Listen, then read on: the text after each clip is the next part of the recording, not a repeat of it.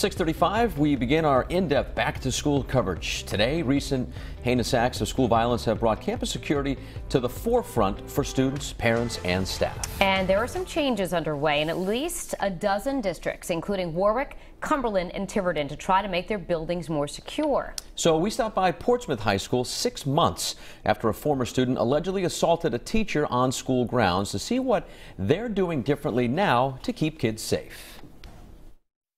I wish that now I could go before the community and say we are now 100% safe from any crisis. Unfortunately, I don't know that I'll ever be able to say that. What Portsmouth School Superintendent Anna Riley can say with confidence now is that they've made some major changes to try and make the district's 4 schools safer. We've lived in a pretty comfortable state up until a little less than a year ago when it happened to us, and now I don't think we'll ever be in that real safe zone again. In January, former student Marcus Schlipp allegedly forced his way into the high school gym and assaulted a teacher. He was quickly detained by the school resource officer in the main office, where police say they found a large knife in Schlipp's backpack. Fortunately, the teacher's injuries were not life-threatening. You look around, we put 4 emergency telephones around the buildings here in these boxes. Alan Garcia is a safety officer for Portsmouth Schools who's overseen all of the district's recent security upgrades. With this, hardwired landline, foolproof, dial 0, or 911. The district was already 1 year into a 3-year security improvement plan when January's incident took place.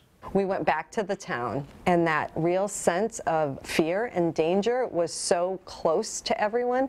They approved us and gave us all of the money so that we could do all of the improvements really within 18 months instead of having to do it over 3 years. The camera would pick you up here. We also have another camera outside that would pick up the hands. You can't pull a trigger with a tongue or a toe.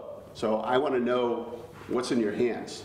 We're also taking some measures that they probably wouldn't see this year. They wouldn't see any community members on the premises from 8 to 2:30 to provide a little bit more security. Principal Joseph Amaral says residents will no longer have access to the track or the tennis courts during school hours. And there are also 4 new permanent cell towers that have direct lines to the police department. What I am grateful for is that we have really put into place so many ways to help deter, to notify, to support our staff and our students when there is a crisis. Another change this fall is a new unarmed school safety officer at each of the town's 4 public schools. That's in addition to the 2 school resource officers stationed at the middle and high schools. Alan Garcia will join us live in studio in the next hour to talk about the training those school safety officers undergo. That's coming up over on Fox Providence in our 7 o'clock hour. And then at 8 a.m., back to school shopping. Where are families spending their money this year? At the computer or the cash register? And how much will be spent this year on back to school shopping? Consumer reporter Susan Campbell is crunching those numbers.